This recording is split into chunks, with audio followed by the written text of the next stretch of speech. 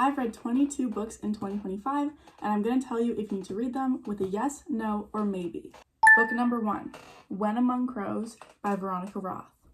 Yes, I love this book. It's relatively short, it's fantasy, it's whimsical. The creatures and mythology that are in this book are super interesting, and I think it's a really great read, especially coming from the author of Divergent. It's just not what I would expect from her, so I really enjoyed it. Book number 2 is One Way Ticket to Earth. The cover doesn't show up on my Kobo. This is a short story that was shared to me by the author Daniel Vaccaro. I read it in one of my first reading vlogs. I would say maybe.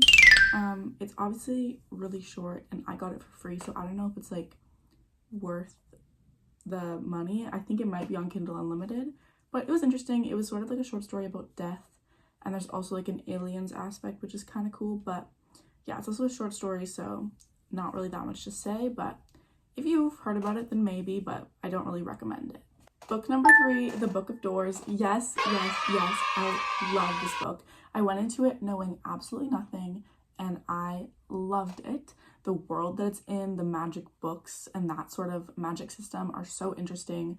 I honestly really want to do a reread of this. It is so cool. It kind of gives me Doctor Who vibes, but that's just me. But yeah, definitely try it out.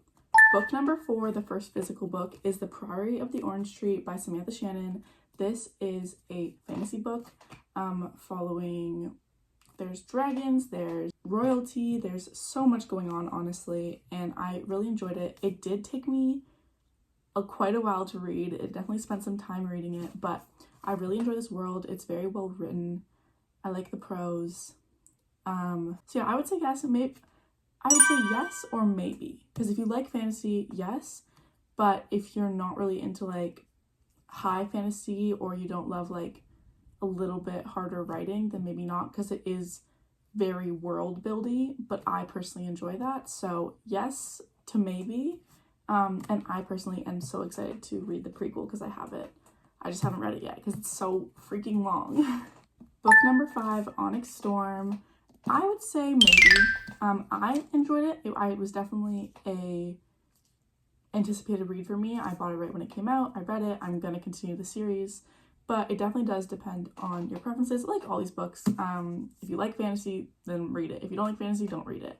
I do think if you read Iron Flame, the second book, and you didn't love it that much, you kind of got bored by it, this is definitely a step up. I'd say that it kind of gets better in this book compared to Iron Flame, where it got not worse, but just slower.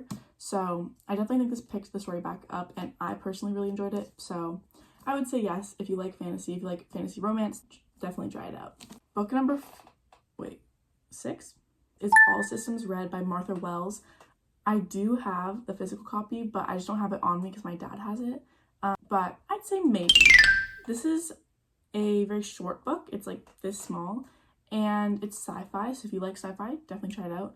I think I really enjoyed it, but it also is very short. Like, it felt like the start of a story, not a whole story, because I know there are more books in the series, which I haven't read yet, but I have, so I will read. So yeah, I'd say if you want to get into the whole series, then yeah, totally, but on its own, maybe. It just depends what you like. I keep saying that. But book 7, I think, is Night Shift by Annie Crown. This is a romance novel about a girl who works at a library and I think a basketball player at their college. I don't really remember that much about it, but I remember liking it. I would say maybe. Like, it's not the best romance book in the world.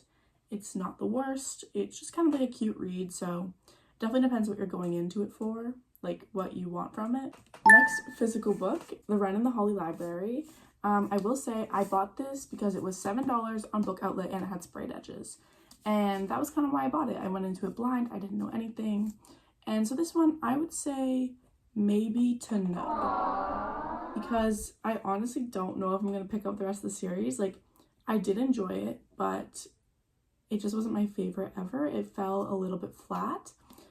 This follows a girl who lives in New York and she's a thief.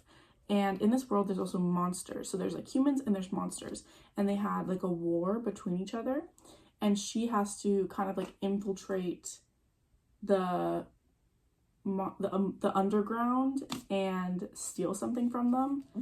And from what I remember, it kind of got very hyped up. And then for me, at least, the ending was a little bit anticlimactic, and it just wasn't my favorite read. So if you like fantasy and you're like, oh, I want to read something set in New York that had a very fun vibe, then yeah, try it out maybe. But I would say no. Maybe to no, unfortunately. But it's really pretty and it looks cute on my shelf, so. This is book 9, I'm pretty sure. The Wicked King by Holly Black. This is the second book in the like Cruel Prince trilogy. I would say maybe. Obviously this is a very hyped big series. It's young adult, so if you like young adult, then yeah. I definitely enjoyed the second book more than the first book. It sort of got more into the story, but I also haven't picked up the third book since this. So I would say maybe, because it's not bad, it just wasn't the best. Book 10 is All Our Wrong Todays by Elon Mastai, I think is how you say it. This is a sci-fi novel about sort of if you change one moment in history, how it changes the future, and time travel and things like that. I would say, yeah, maybe to yeah. It wasn't my favorite book ever. I also don't really read sci-fi that much. I read this in my sci-fi video. But I would say maybe. If you like sci-fi and you like time travel, pick it up. But if you're branching into the genre, I wouldn't start with this one. Because the chapters are really short, and for me personally, I just don't love the way that the book is because of that, if that makes sense. I don't know. Book 11, halfway there. I'm going to try and go a bit faster because I've been taking a while. Renegades, I would say maybe. It's also very young adult. But if you like a superhero vibe, then yeah, maybe. But it just wasn't my favorite. But I have the rest of the series, so I'm going to continue the series. But don't go out of your way to read it, is what I'd say. Book 12, Sunrise on the Reaping. Yes, if you're a Hunger Games fan. If you're not, I would obviously suggest reading the rest of the series first. I would suggest anyone to read this series. It is such a great commentary on the world that we live in, and it's also just a great book, and I loved being able to read more into depth about characters that I already love.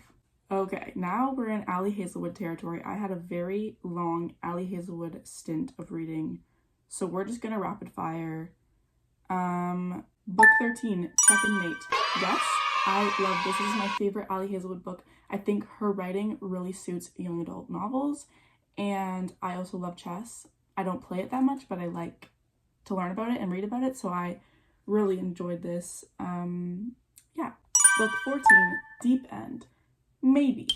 I didn't like it as much as Check and Mate. It definitely is more typical, adult romance. I did like the swimming aspect of it because I used to be a swimmer, so that was really interesting to me. I personally prefer when Ali Hazelwood goes outside of the science realms, although there is still science in this book, but it's mostly swimming. I prefer that to her just straight, love theoretically and things like that, or whatever it's called. But yeah, I would say maybe, try it out, but not my favorite of her books. Quick Ali Hazelwood break for book 15, I believe, A Short Stay in Hell by Stephen L. Peck. Yes, this is literary fiction, and it talks about hell, basically. A Mormon man dies and realizes that Mormonism is not the true religion and ends up in hell of a different religion. And hell is a library, an endless library, where he has to search for the book that tells his life story. And it takes trillion, gazillion, millennium years.